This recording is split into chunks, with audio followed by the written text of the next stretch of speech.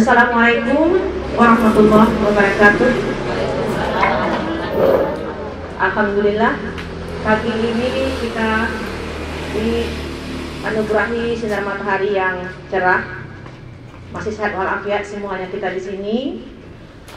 Masih diberi kesempatan untuk beraktivitas dan bersyukur sekali pada kesempatan ini kita diberi kesempatan mendapat ilmu yang akan nanti diberikan oleh Dr. Roni Rustam yang tempatnya di klinik kita ini. Itu syukur sekali kita karena sebenarnya ilmu ini mungkin kalau kita cari barangkali agak sulit didapat karena kalau dokter yang di sini menerangkan pun tidak punya waktu, sehingga ibu-ibu nanti diharapkan dengan adanya ilmu yang diberikan oleh Dr. Roni ini dapat diaplikasikan nanti dalam kehidupan sehari-hari. Saya sebagai pimpinan klinik di sini mengucapkan terima kasih kepada Fakultas Kedokteran yang telah memilih klinik kita ini, tempat kita ini untuk dijadikan sebagai tempat pengabdian masyarakat. Selamat datang kepada Bapak Ibu yang datang dari bagian parasitologi dan Bapak Ibu dari Fakultas Unan atas kehadirannya di sini. Saya mengucapkan terima kasih terutama kepada Dr. Roni yang telah dengan sangat rela dan sangat senang hati untuk dapat hadir di sini. Jadi beliau adalah spesialis bedah onkologi, bedah tumor yang dimana dalam sehari-harinya praktek di rumah sakit M. Jamil, rumah sakit apa Dr. Roni? Semen Padang dan rumah sakit Unan. Nah sekarang beliau bersedia datang ke sini. Itu suatu yang sangat mahal sebenarnya, tetapi dianugerahi oleh kita, oleh Allah untuk kita ilmu dari Dr. Roni langsung. Jadi kalau misalnya saya menyampaikan barangkali udah sering mungkin, tapi kalau Dr. Roni kan lain lagi, dia ahlinya, gitu ya. Salam dan salam juga tak bersama-samanya kita sampaikan ke Allah ke Nabi kita Muhammad SAW, yang mana beliau adalah uswatun hasanah kita. Semoga kita dapat menjadikan Nabi kita menjadi suri teladan sampai akhir hayat kita nanti indahnya. Kemudian saya mohon maaf sekali karena memang di era corona ini klinik ini tampilannya udah beda. Jadi tadi itu nggak memikir juga sebenarnya akan panas begini gitu. Jadi walaupun kalau biasanya pertemuan di sini adalah untuk untuk peserta prolanis yang mana mereka senam dulu. Jadi kalau mereka senam kan bersahabat dengan matahari. Jadi nggak kepikiran tadi. Makanya mohon maaf sekali kepada ibu-ibu yang hadir di sini atas segala kekurangan.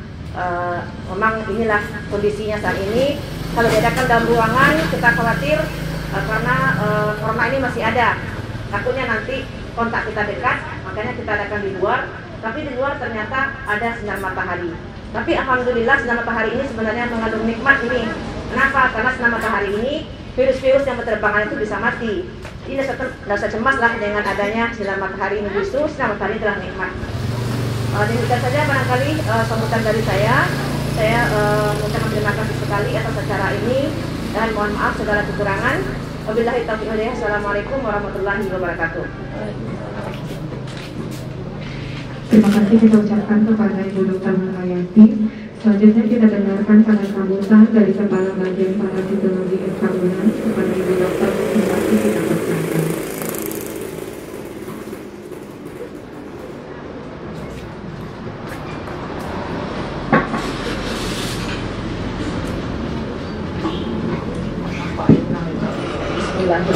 Assalamualaikum warahmatullahi wabarakatuh. Puji dan syukur kita panjatkan kehadiran Allah Subhanahu wa Ta'ala, yang mana pada hari ini kita masih diberi kesempatan, kesehatan dan segala nikmat yang tidak bisa kita hitung satu persatu dalam menjalani kehidupan kita ini. Allahumma sholli ala Muhammad wa ala ali Muhammad. Kita kirimkan selawat kita kepada junjungan kita Nabi besar Muhammad Sallallahu Alaihi Wasallam yang merupakan role model untuk kehidupan kita dari awal kehidupan sampai akhirnya nanti. Yang saya hormati pertama sekali adalah narasumber kita Dr. Roni Rustam dan semua dosen studi parasitologi dan yang sangat sangat saya hormati juga adalah Ibu pemilik Klinik Ashifa. Sekalian kami memperkenalkan juga bahwa Ibu Dr. Nur Hayati Klinik Ashifa ini juga staf parasitologi. Jadi kita sudah terkait.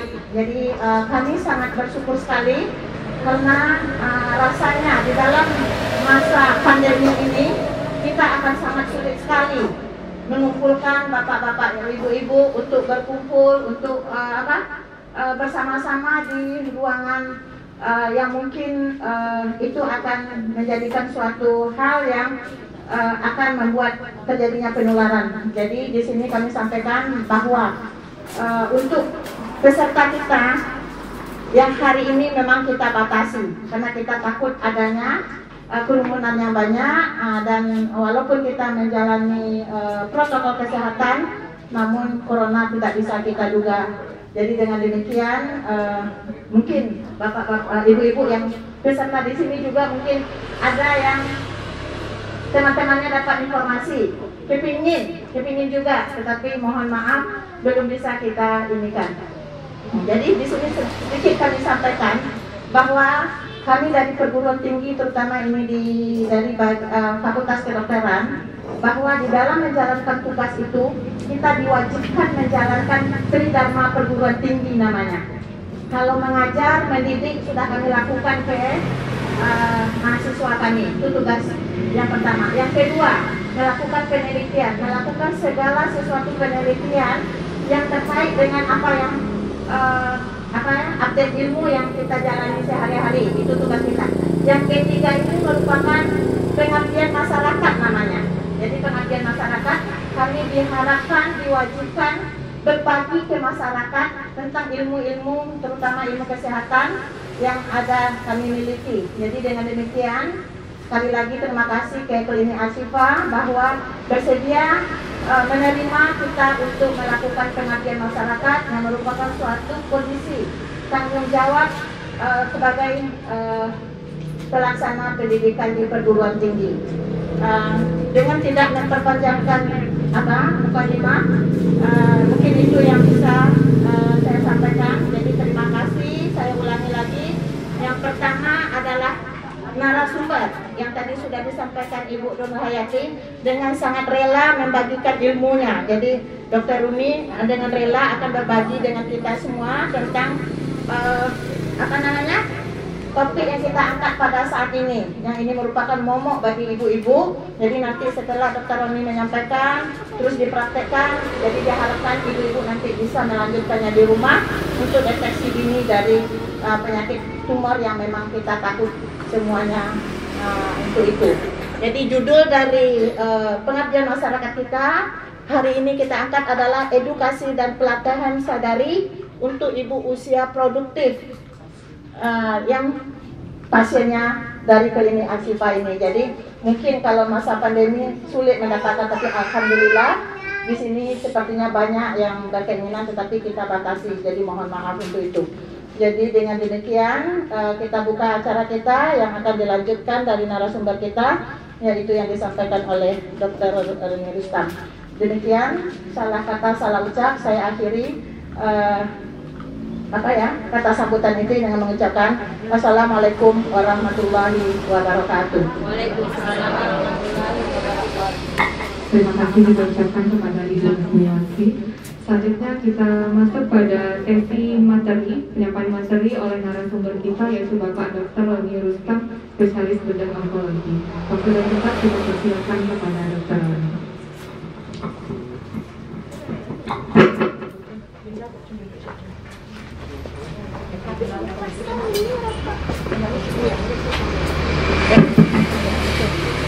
Assalamualaikum warahmatullahi wabarakatuh. Salawat beriring salam kepada Alhamdulillahirrahmanirrahim. Wassalatu wassalamu ala asyrafil anbiya'i wal mursalin wa ala alihi wa sahbihi wa sallam ajmain. Pertama dan utama sekali marilah kita panjatkan puji syukur kepada Allah Subhanahu wa taala karena telah memberikan kesehatan kepada kita. Alhamdulillah, cuaca juga cukup baik sehingga kita masih dapat berkumpul di ruangan ini. Salawat mengirim salam kepada junjungan kita Nabi besar Muhammad SAW. Baik, Ambo memperkenalkan diri dulu. Nama Ambo Roni Rustam.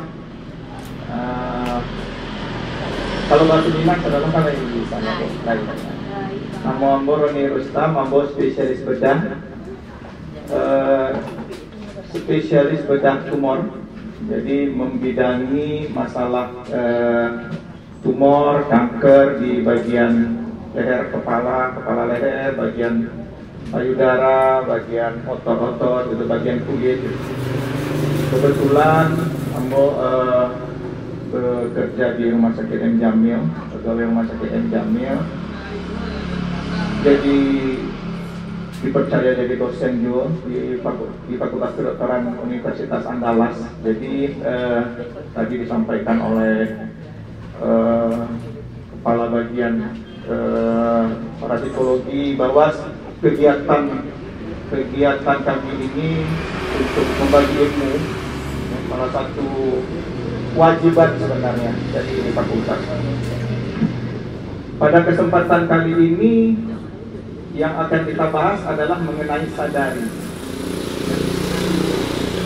Sadari itu sebenarnya kepanjangan dari pemeriksaan payudara sendiri.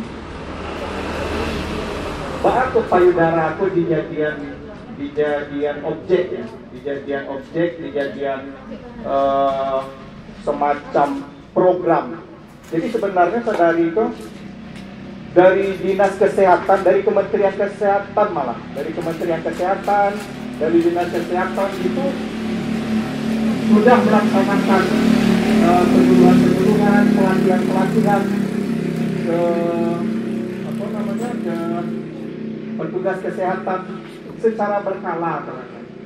Tapi memang ternyata peningkatan kasusnya tidak sebanding sama pengetahuan yang diterima oleh ibu-ibu. Karena kasusnya itu semakin banyak. Ya. Memang ini awak kan terfokus ke COVID ya, terfokus ke COVID. Tapi ternyata kasusnya cukup banyak di M. Jamil. Dan itu biasanya datang, ya, adanya tumor di payudara itu biasanya datang dalam keadaan lanjut. Makanya supaya tidak datang balik, datang dalam keadaan dini, dilakukanlah pemeriksaan itu supaya kalau awak sakit tentu kan niatnya cegah, ya, niatnya cegah. Kalau Allah datang dalam keadaan balik, tentu banyak permasalahan yang akan timbul. Pertama kecacatan, habis itu badan yang lama. Tapi kalau dengan diketahui dalam keadaan dini, itu angka kesembuhannya, angka kecacatannya bisa dikurangi. Ya, nah, jadi pemeriksaan payudara sendiri kok dilakukan itu pada setiap wanita yang berusia lebih dari 20 tahun. Jadi mulai usia 20 tahun harus dipariksa. Ya, pariksa surang.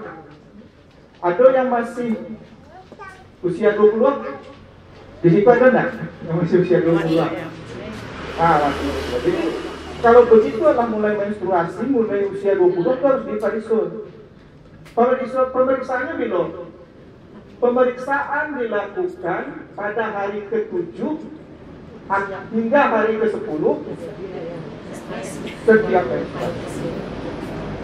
Sejak dari hari pertama menstruasi dihitung tambah 7 atau dihitung tambah 10. Seminggu berarti. Jadi itu pada saat itu pariksa. Bantu itu sebab kalau mendekati haid itu payudara itu agak mengembang sedikit.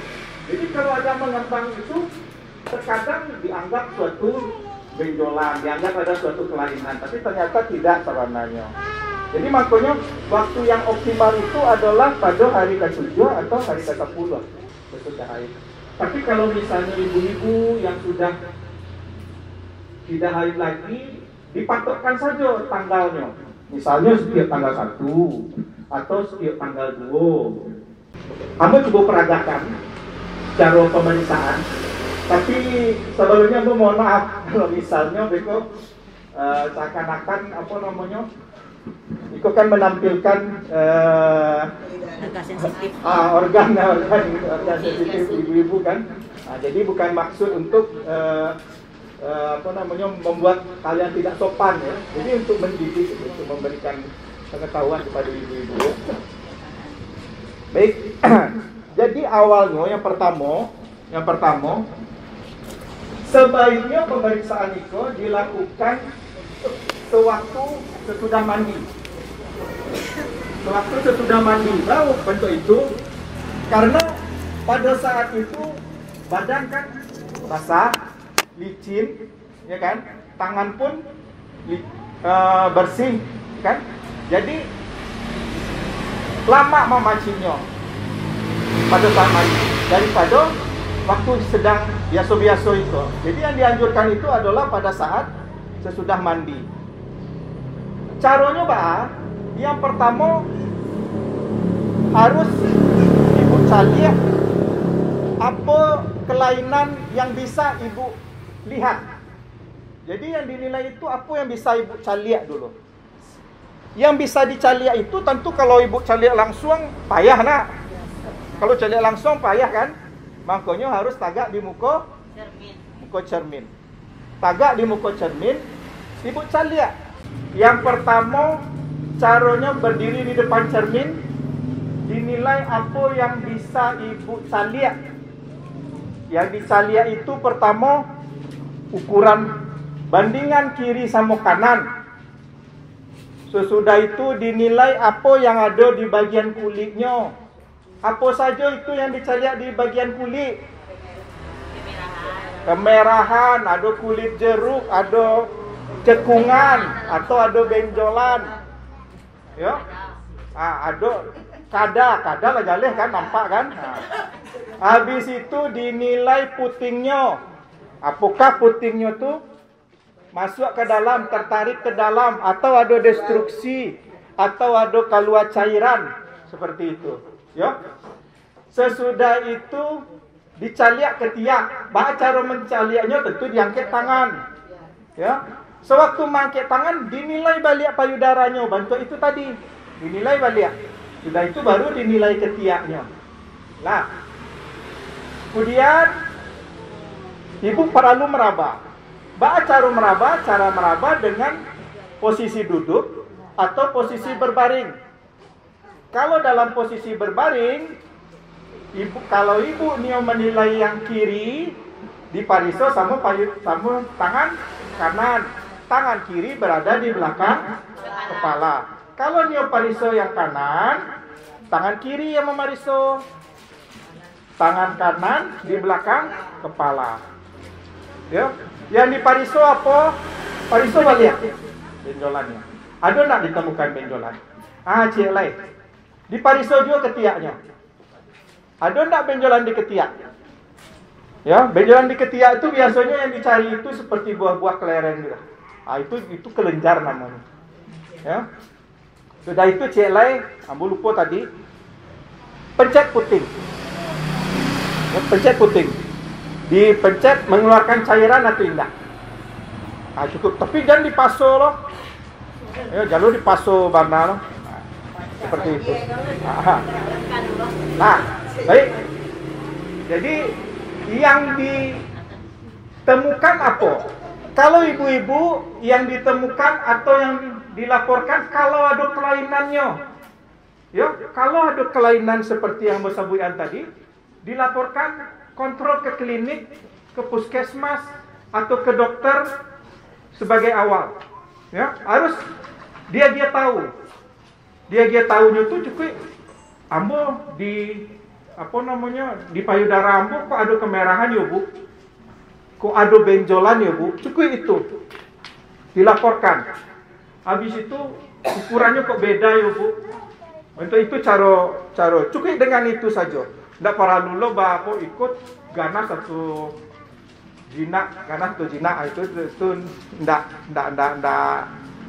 itu ndak perlu lah saja itu. Cukup dilaporkan saja. Ya. Jadi yang dilaporkan adalah apa yang ibu cari dan apa yang ibu-ibu raba. Ya. Kini sadari kok sebenarnya bukan hanya ibu-ibu saja sebenarnya. Apa-apa lah mulai juga diarahkan karena beberapa kasus ternyata laki-laki acok talambe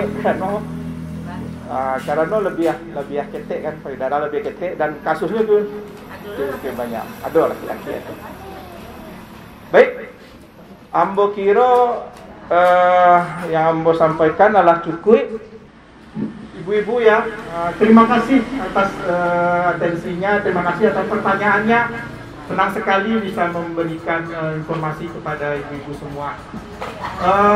Saya mohon maaf kalau misalnya penyampaian saya kira-kira ada yang kurang berkenan atau tidak tersampaikan dengan baik. Saya mohon maaf. Saya akhiri. Wabillahi taufiq wal hidayah. Assalamualaikum warahmatullahi wabarakatuh.